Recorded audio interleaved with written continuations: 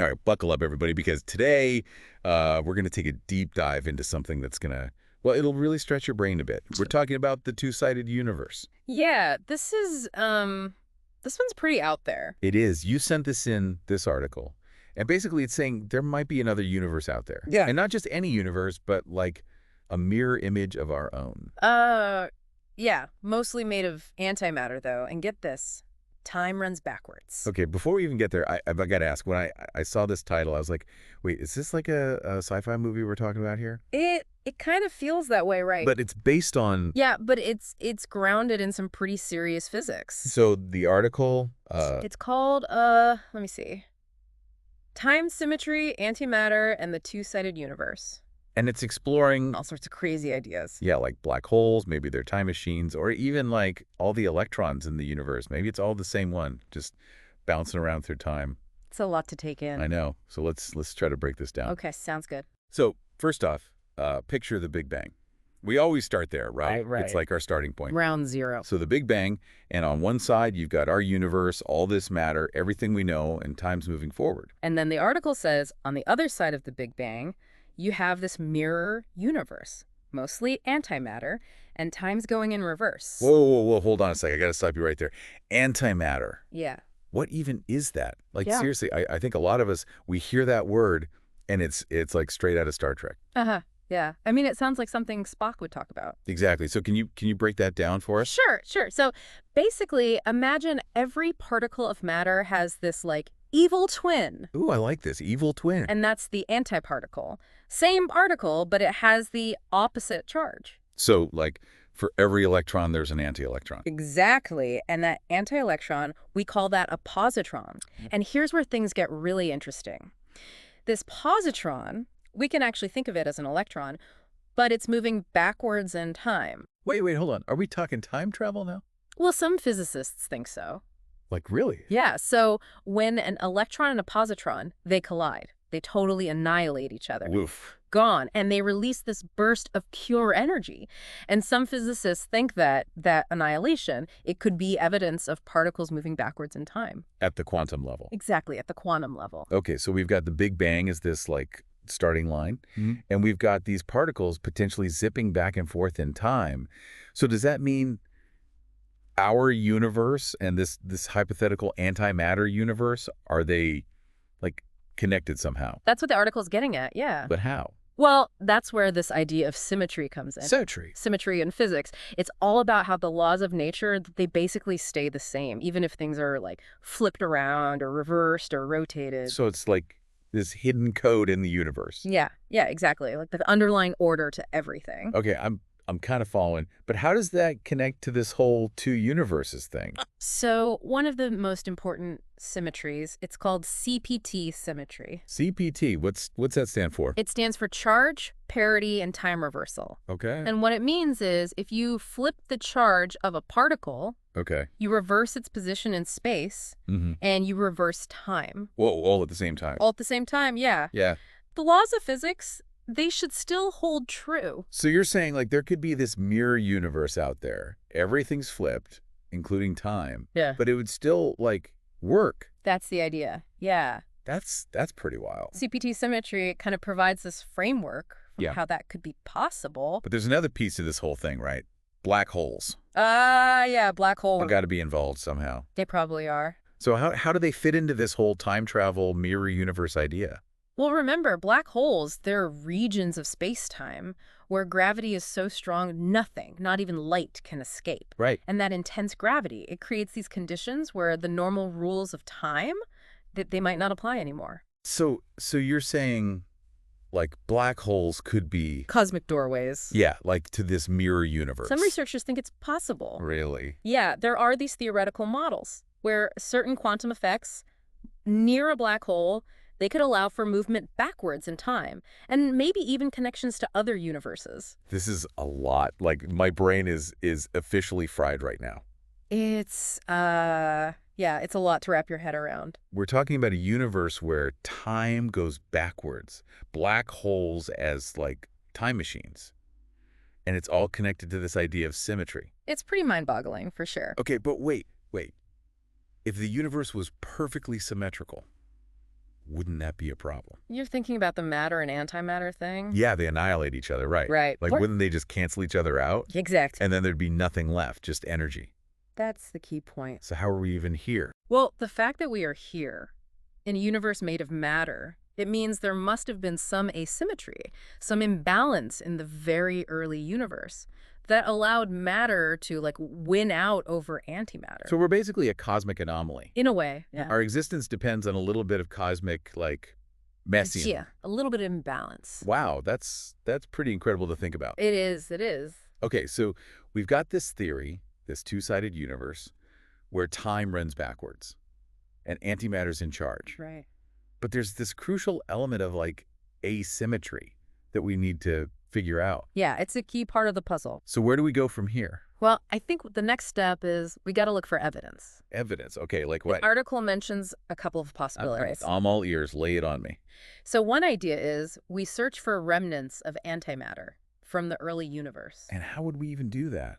Well, one place to look might be cosmic rays. Like those high-energy particles from space. Exactly. If there's antimatter out there, some of it should be showing up in those cosmic rays.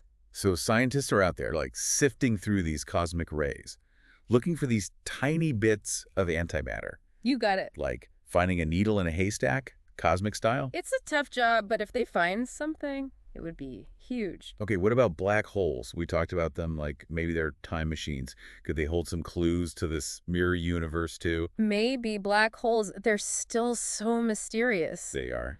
And that gravity, it could be doing some really strange things. Okay, so how would black holes connect to all of this? Well, some theories say that the gravity inside a black hole, it could warp space-time so much that it creates these things called wormholes. Wormholes, like tunnels through space-time. And exactly, like you see in the movies. Sci-fi stuff. Yeah, and some physicists, they think these wormholes, they could connect different parts of our universe, or even different universes altogether. Whoa, so a black hole could be like a door to this mirror universe. It's a possibility, but, still very speculative. Right. But if we could find evidence of these wormholes... That would change everything. Yeah, it'd be huge. Okay, so we don't have, like, hard proof of this two-sided universe yet. No, not yet. But there are these, like, tantalizing possibilities out there. There are. And scientists are actively looking. That's right. This is pretty amazing stuff. It is. It really is. Before we dive even deeper into those clues, I just want to remind everybody listening, we're here to unpack this whole crazy theory together. So if you're feeling lost or you have questions, stick with us. We're going to figure this out. We're all in this together. Exactly. So we've been talking about this pretty mind-blowing idea of a two-sided universe. That's right, this mirror image of our own universe where time runs backwards. Yeah, and antimatter's calling the shots. A lot to unpack there. Definitely. But one of the things that really gets me is how this theory, it really makes you rethink this whole idea of time. Yeah, time. That's a big one. Like, time moving forward. Right, like that's just how it is. That's how we experience it, like, every day. Yeah, past, present, future. We remember yesterday, but we can't, predict tomorrow. Right, it's like this arrow of time. It just keeps moving in one direction. And we're all just along for the ride. But this two-sided universe idea, it's like, what if that arrow of time isn't as fixed as we think? Yeah, what if it's, like, relative? Relative. Okay, what do you mean by that? Like, depending on your perspective, time could be moving forward for us here, but backwards for someone in that mirror universe. So, like, imagine two people standing on opposite sides of a mirror. Okay. They both see the other person's reflection moving in the opposite direction, but they're both standing still. Right. It's all about perspective. So are you saying, like, from our point of view, time moves forward, but from their point of view, in that mirror universe, time's moving backwards? Yeah, it's like we're looking at each other through this cosmic mirror. And we each see time flowing in the opposite direction. Pretty wild, huh? That's mind-blowing. But it makes sense if you think about it in terms of symmetry. So you're saying there's no, like, universal arrow of time? Well, that's what this theory suggests. All relative. Yeah, our perception of time's arrow, it could just be a consequence of where we are in this whole grand structure of the universe. Wow, this is really making me rethink everything I thought I knew about time. It's a big shift, for sure. It's like suddenly time isn't this rigid, unchanging thing. Yeah. It's more fluid, more flexible than I ever imagined. Yeah, it's definitely a possibility we have to consider. If this two-sided universe theory holds up, And all of this whole idea of relative time, it goes back to that concept of symmetry, right? Absolutely. Symmetry is fundamental to all of So this. the symmetry of the universe, it allows for this relative view of time. Exactly. It suggests this balance, this kind of mirror image structure. And that balance extends to time itself. Yeah, but we can't forget about asymmetry. Right, right, right. Because if everything was perfectly symmetrical, we wouldn't be here. Exactly. Matter and antimatter would have just wiped each other out. And there'd be nothing left but, like, pure energy. No stars, no planets, no us. So the question is, how do symmetry and asymmetry, how do we both work together in this two-sided universe model? Yeah, how can you have both? It seems like a contradiction. Well, the article, it offers a possible explanation. Okay, what's that? It says maybe the overall structure of the universe is symmetrical. Okay, like with matter on one side and antimatter on the other. Right, like on opposite sides of the Big Bang. But there had to be some asymmetry somewhere in the very beginning Exactly. to explain why matter won out, Yeah, it's like a tiny crack in a perfectly symmetrical mirror. like a little imperfection. But that imperfection, it had huge consequences. Without it, we wouldn't be here. It's pretty amazing to think about. Yeah, our existence hinges on this delicate balance Mhm. between symmetry and asymmetry. It makes you realize how interconnected everything is. Right, like even the smallest deviations from perfect symmetry can have these massive effects. Yeah, they can shape the entire universe. So we need both. We do. We need symmetry to provide the framework, the structure, Yeah. and then we need asymmetry to introduce the variations, the imperfections Yeah. that makes things interesting. It's like that's what gives the universe its richness and diversity. This is all so fascinating. It's really making me think. And it makes me wonder, if this two-sided universe is real, Yeah. could there be life in that mirror universe too? Oh, that's a great question. And one that scientists have definitely thought about. Because if that universe is a mirror image of our own, with its own stars and galaxies and planets, then, I mean, why couldn't there be life there too? Right, it's definitely a possibility. But wouldn't that life be made of antimatter? Well, yeah, that's the assumption. And wouldn't that be, like, totally incompatible with us? Yeah, I mean, matter and antimatter, they annihilate each other on contact. Right, big explosion. So yeah, no friendly meet and greets with our antimatter counterparts. Okay, so no close encounters. But is there any way we could, like, detect them? Or even communicate with them? Some scientists have talked about gravity as a Let's look possible bridge. Because it affects both matter and antimatter. Exactly. So like what, gravitational waves? Yeah, maybe those ripples in space-time could carry information across the boundary between our universe and theirs. So we could, like, listen for gravitational signals from the mirror universe? It's a possibility. Or even send our own signals? It's definitely a long shot. Gravitational waves are super faint, and the distances involved are, well, astronomical. But it's not impossible. No, not entirely. Wow, this whole conversation has been like a roller coaster ride. Yeah. Through some of the craziest ideas in cosmology. It's a lot to take in. But there's one question that keeps coming back to me. What's that? If this two-sided universe theory is right, what does it mean for us? Yeah, that's the ultimate question, isn't it? Like, how does it change our understanding of our place in the cosmos? Well, I think the answer is still unfolding. But this theory, it really challenges us to rethink everything we thought we knew about reality, about time, about the very fabric of existence. Yeah. It's like our universe, as vast and complex as it is, might just be one half of something even bigger, a more symmetrical structure. Like a cosmic dance between matter and antimatter. Time flowing forward, time flowing in reverse. It's a pretty amazing thought. It's both humbling and awe-inspiring at the same time. I know what you mean. Humbling because it reminds us how much we don't know. Right. And awe-inspiring because it opens up all these possibilities. Yeah, like a whole new realm just waiting to be explored. Exactly. Who knows what we might find out there? I guess that's the excitement of science, right? Yeah, the universe is full of surprises. Always. This has been an amazing deep dive so far. It has. But we're not done yet. We've covered a lot of ground, but there's still more to explore. So stick with us. We'll be right back. Okay, so welcome back, everybody. We've been on this wild ride exploring this two-sided universe idea. Yeah, it really makes you think, doesn't it? Big time. And we've talked about all these things. Antimatter, black holes, symmetry, even a universe where time runs backwards. A lot of mind-bending stuff. But now I think we got to address the big question, like, is there any actual evidence for this? Right. It's one thing to have a cool theory, but does it actually hold any water?